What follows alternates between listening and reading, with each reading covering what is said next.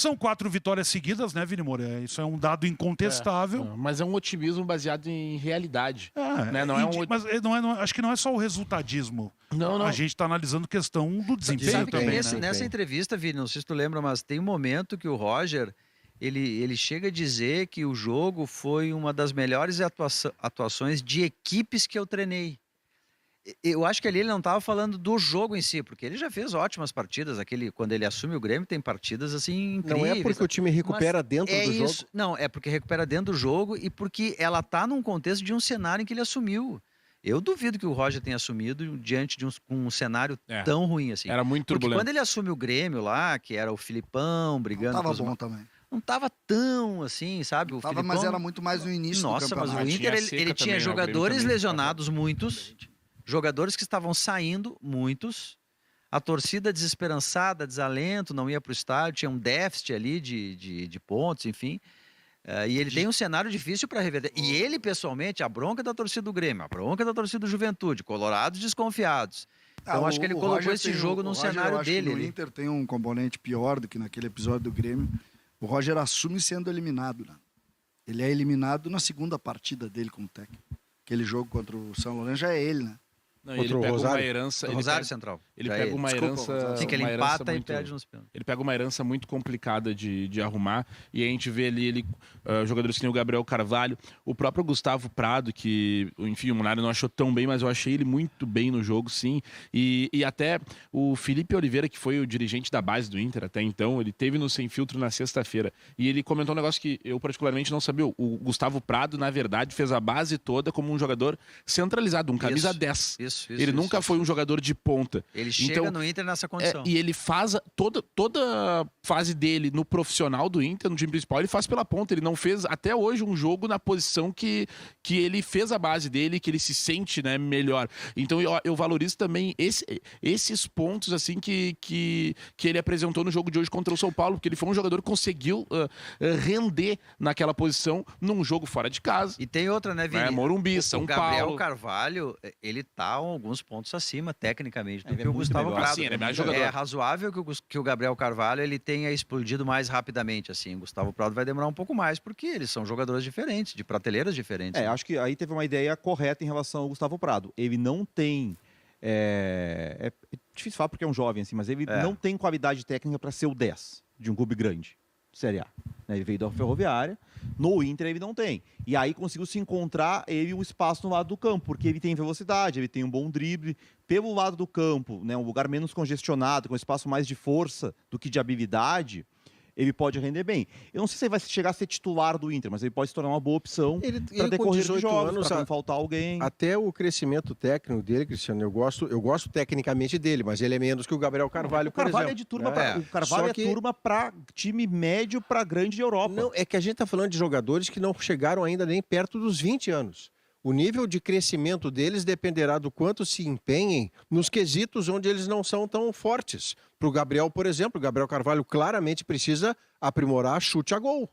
O chute a gol do Gabriel Carvalho não tem a qualidade que deveria para a qualidade de drible que ele tem. Já o Gustavo é um cara bom driblador. Esse negócio que a gente vê acontecer do sujeito que joga centralizado e se dá bem do lado, isso é mais fácil de acontecer do que o contrário.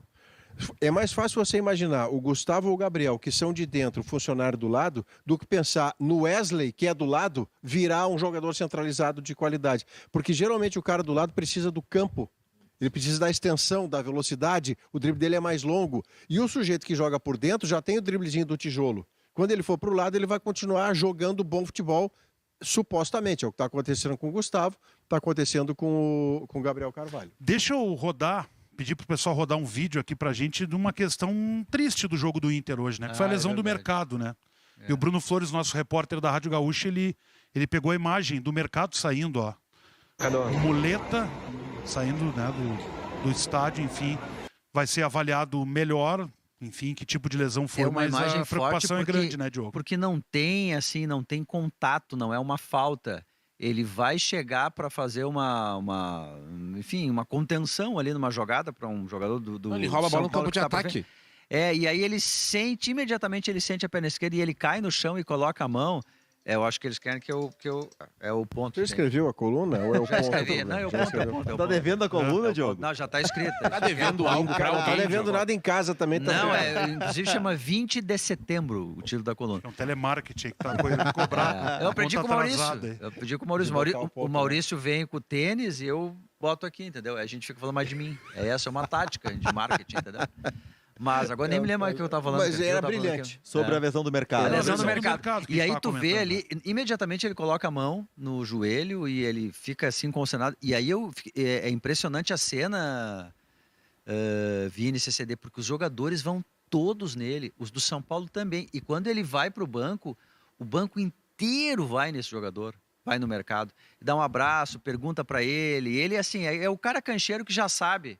Só de mexer ali no joelho que pode ter, É que essa provavelmente, um LCA. Essa lesão, ela... 8 meses, ele vai fazer 38 anos. Olha, O Bruno Flores trouxe a informação de que a suspeita é de ligamento cruzado ele anterior. falou, E aí O legal é que terrível. tem. O César lembrou isso posso aqui. apostar que o Inter vai renovar o contrato com ele, hein? Mas você Vai sabe que renovar o contrato. Agora ele vai dizer, agora tu vai ficar com a gente É aqui. que eu tenho a esses impressão- esses 8 meses nós vamos cuidar Mas de os ti. eu tenho a impressão que os 8 meses já são de proteção automática da legislação. da Vamos lei, lembrar né? do Rodrigo do Mirassol, Isso. que tinha o contrato encerrando no final do ano com o Grêmio para voltar para o Mirassol.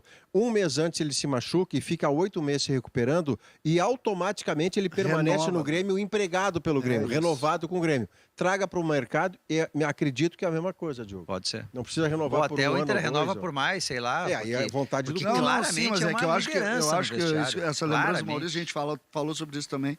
Eu acho que não tem muito, tem que fazer. Ele não fica né? desamparado. Não, isso Ele não. não fica isso desamparado. É que eu tenho a sensação que o Inter vai além, assim. Vai. É que a imagem é impactante porque o mercado vai fazer 38 anos em março. Isso. Então é muito difícil pensar que um jogador vai ter essa lesão, te tira 6, 7, 8 meses dos gramados e com 38 você vai conseguir voltar em alto nível, né? É Mas muito difícil. É quase um fim de carreira. Fora É do triste. gauchão. E também é importante falar que é um jogador que é uma liderança Não, e ele dentro é do melhor jogo. que o Rohel. Que entrou, Ah, né? e aí já Dentro muda do o lado jogo, ele é uma liderança. do Vitão, né? O Vitão foi pro lado esquerdo com a entrada Ele nem do pisa o pé no Rogel. chão ali, tu viu? É. Ele nem Isso vale pisa. destacar. O Ele tá Rohel pisando, entrou bem no jogo. Entrou bem, mas daí já muda um pouco, porque daí ele entra pela direita, né? O Vitão vai para a esquerda.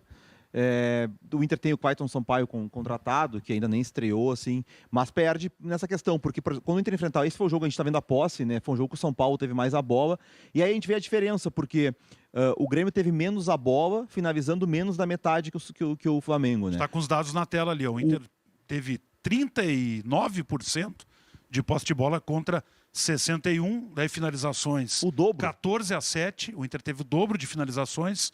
Chutes a gol, 6 do Inter, 2 do São Paulo. comparação porque é o São interessante Paulo que tu tá é um fazendo, time que tem Monark. muito a bola.